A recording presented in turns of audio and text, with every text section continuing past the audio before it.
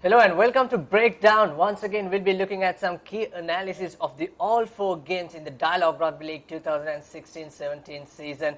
And we'll start off with the first game where we had at Walliser grounds between Navy Sports Club and CHNFC. We'll have a look at the try scorers, point scorers first up. Tilina Veerasinghe, the man in form, he's good with his kicking at the uprights. Also, he scored a try, which is good to see, and he's moving his points tally just like last year, who scored in fact the highest tally of the points. And Lee Keegle, good to see, he's scoring 2 tries. Dulanjana Vijayasinghe scoring a try. Nivanka Prasad, the number 8. Chanaka Chandimal, the fly half. Lairera at the centre, and Stefan Gregory and Harsha Maduranga scoring a try each. For CHNFC, just one penalty by Jani Chandimal, and the full-time red at the Walliser grounds. 55 points at 3, Paul. Well, CH have now leaked 190 points in 3 games. That's not acceptable. I thought actually that Navy could have scored more points in the first half. They got held up over the line 3 times. 3 times in the first half, that's right, Paul. Navy could have scored pretty much more because referee Modugal, we saw that 3 times probably they could have scored even more. Yeah, that's right. And also they had a few chances where they got to the edge, and if the player had looked up and passed one more pass, they probably could have gone on in the outside. As far as CH are concerned, it looked like, with the coach's words ringing in their ears at the beginning of the first half and the beginning of the second half, they played well, but then their game sort of tapered off. So that says to me that the leaders in the team need to step up and lead on the field, and that'll carry their team. So that they've got to be going in the right direction. That's right. Nivanka Prasad, of course, as the man of the match performance for his brilliant 80 minutes play. But Lee Keegle was outstanding. He has found his rhythm back, which he used to play a few years ago, which is another good sign for Navy Sports Club. And also, if you look at this incident, now we have seen so many sighting incidents in the international clashes this weekend, Paul. We saw in the New Zealand-Ireland game, and we saw some clashes in the England-Fiji game. Joe Launchbury is suspended for 2 weeks for kicking at one of the Fiji players. So look at this video clip. Here's CH player. He's giving a shoulder charge. His arms is nowhere, Paul.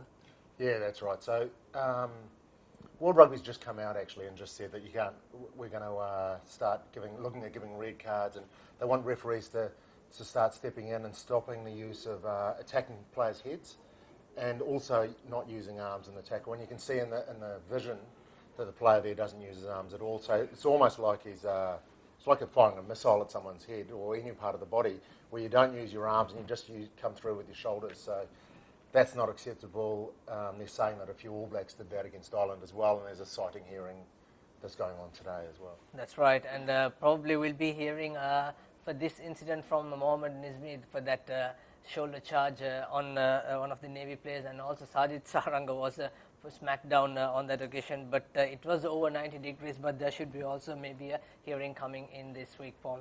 Yeah, I thought that one it wasn't dangerous. It did by the letter of the law, it went over 90 degrees, but he landed on his shoulder. He didn't drive into him, so hopefully he should get away with that, but look, it's up to the hearing. Well, CH can't lose any more players because they don't have a pretty good, decent bench strength. But hopefully, we'll see what's going on for them to next week against Havlocks. And moving on to the next game that we had at Police Park, Air Force, one of the team in form. They were beating Police Sports Club 22 points to 12 after Air Force leading 9-0 in the first half. Charit Seneviratne has been the man for Air Force, kicking like 5 penalties and 1 conversions, and putting up man of the match performance. Yeah, 17 points. That's what got them over the line. Police outscored them 2 tries to 1. So there was a lot of heart involved in that match. But he's a deadeye, isn't he? Sharit, he's got a great boot and he's kicking really well. And look, that won the game for them on Saturday. Let's have a look at the try scorers in this game. Captain Udara Suryaprima scoring a try, and Police getting a penalty try, and Rajitha Sansoni putting 1 conversion. And for Air Force, Tilna Bandara scored the try, and Charit Seneviratne, like I said, 1 conversion and 5 penalties, and deservedly so the man of the match. And also, if you look at the Police strength, Paul, like they couldn't even put put a single points on the first half in their own end, but that's some lackluster performance, ill discipline in the breakdown as well, conceding so many penalties. Yeah, there was ill discipline, there was back chat to the referee. It was a scrappy game all over. And that's where the boot of Shadit, that's where his boot comes into it so well. Like there was knock-ons, no one could hold on to the ball, the referee just kept on calling play back all the time. You need someone to stand up and start scoring points. Yeah, one could admit that the weather is not really the bearing condition. It's a wet weather. We had some lightning struck game in the Kandy versus Army game, which was stopped for like 5 to 10 minutes. So despite the weather, but when you play in this sort of level, club rugby level, the game should be a bit more standard. Well, there's that, but also you can just change the tactics a little bit. Maybe don't try and pass the ball so long. Maybe put kicks in. It all comes down to the set piece, though, obviously. If you're getting good ball and good clean ball for your number 9 and number 10, you can do something. If you're putting pressure on their number 9 and number 10 and they get scrappy ball, it puts your defensive line on the front foot. So it's always one up front.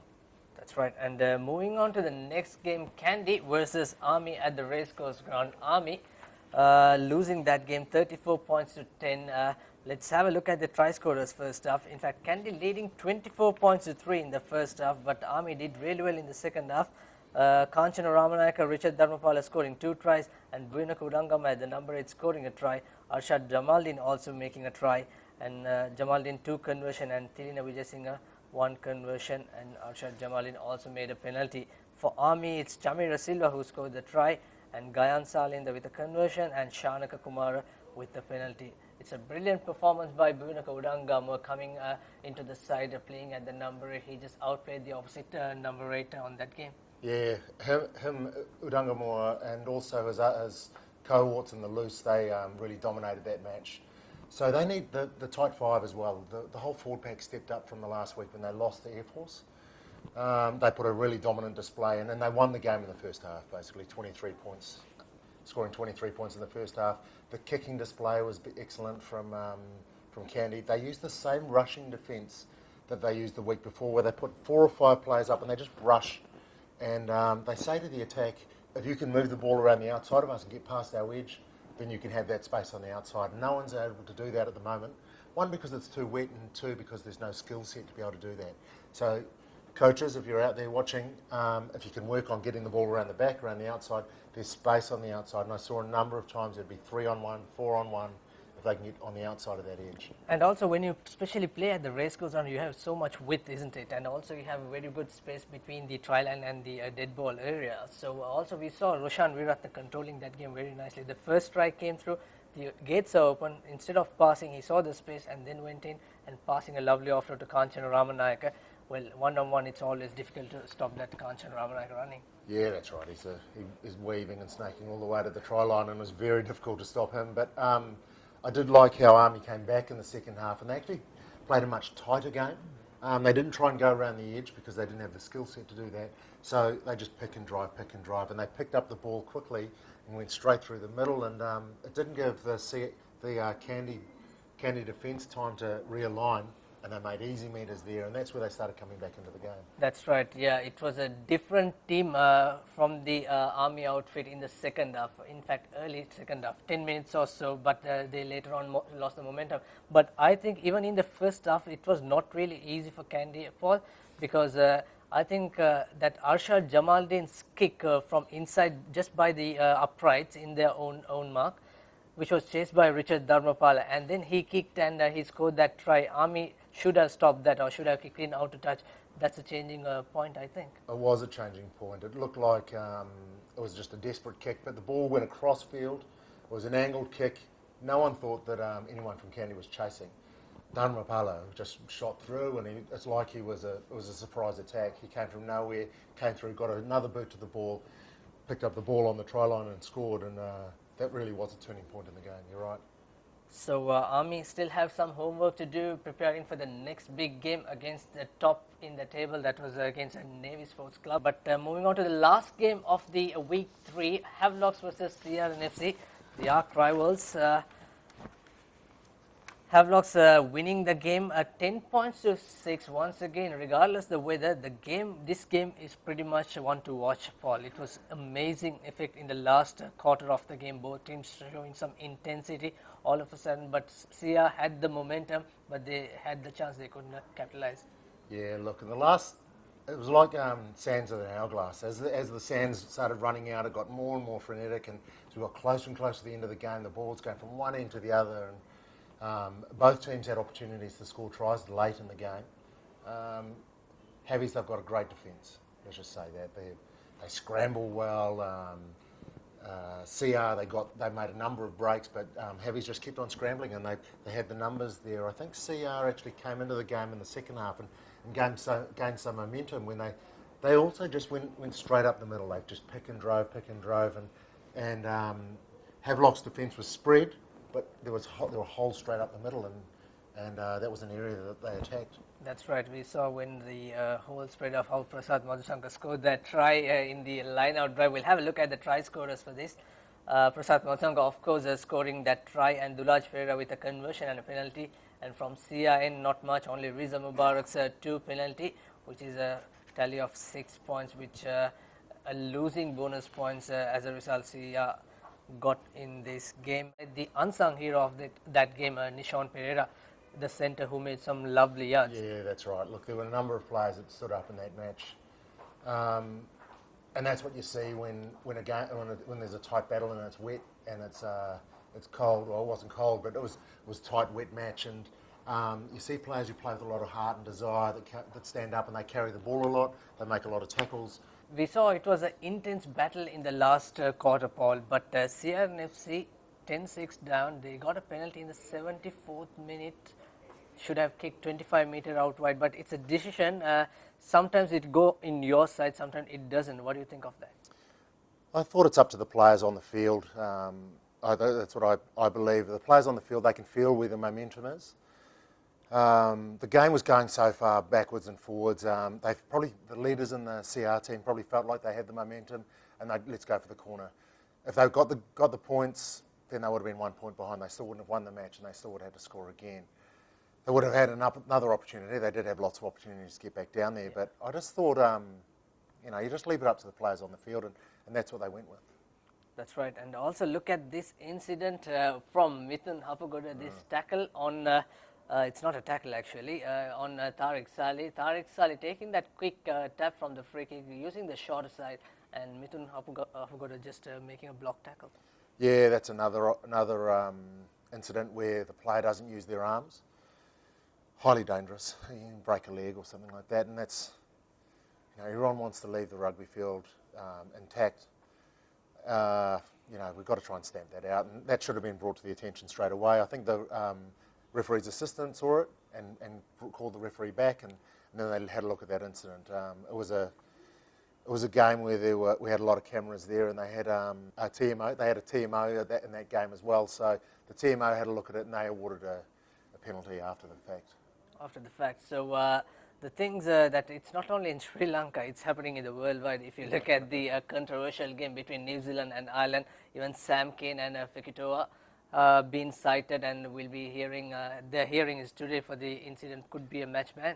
Yeah, that's right. They're, well, some say that the Northern Hemisphere media likes to have a little bit more of a beat-up about a physical match. That might be the case. I don't think in Fekitoa's case it was actually a malicious tackle. It is, Paul, because you're southern hemisphere. Well, look, he's going. It was an untidy tackle. Like, he's going one way, the player stepped back inside, and his arm went out. It's a swinging arm, isn't it? Well, we'll find out from the commissioner.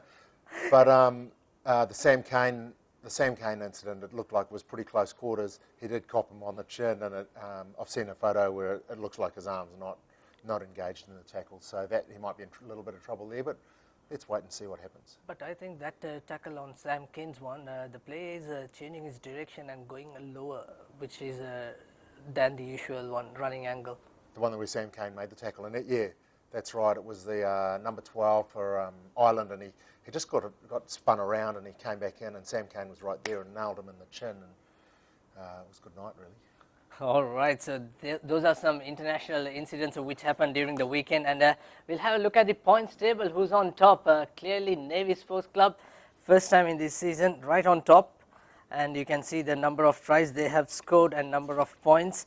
As you can see, total 17 Havlocks on the second spot, equal with Navy, Paul, 17 each, but the bonus points and the number of points for against Havlocks and Navy combination means Havlocks on the top. Yeah, that's right. Navy scored, 55 points in the last game, so that nudges them up ahead. They're doing really well. They play Air Force this week, so that'll be a difficult game for them, and Havelocks play CH, so would expect that the Havelocks total will go up in that game as well. And CRNFC, they could climb up because Rowan Perry is set to make an impact for CRNFC. Yeah, that's right. So the Australian, Sri Lankan-born Australian, Rowan Perry, the loose forward, he's coming to play for CRNFC. I think he arrives this Wednesday. So he's a great addition. It'll be interesting to see whether he makes his allegiance known, where he's going to be an Australian or a Sri Lankan. If he becomes a Sri Lankan, then he plays with Sri Lanka, and he gives up the right to play for Australia. So we'll wait and see what happens there. That's right, we'll wait and see, and that's all we have for the breakdown segment, all 4 games that we looked at. And also in the coming weeks action, Navy playing Army at Racecourse on Saturday, and also we have another game in Nittavella grounds, Kandy versus Police. Police will be having a tough time travelling into the hill capital. And game on Friday, Havlocks are hosting a CHNFC, that's a 6:30 kickoff under lights. And also we have another game on Sunday. CRNFC will host Air Force. That will be yeah, that's right. That'll be a really good one to watch, because CR are just starting to find their feet, I think. They're starting to play really well. They've got a little bit of confidence. I think the coaches and the players, the connection's starting to happen now. They put up a great performance against Havelock, so let's see what they do against Air Force this time. Right, let's see what they're going to do against Air Force, and that's all we have for the breakdown segment of Week 3 Dialogue Rugby League 2016 and 17. I'm Sabir Kadir signing along with Paul Toya. See you next week.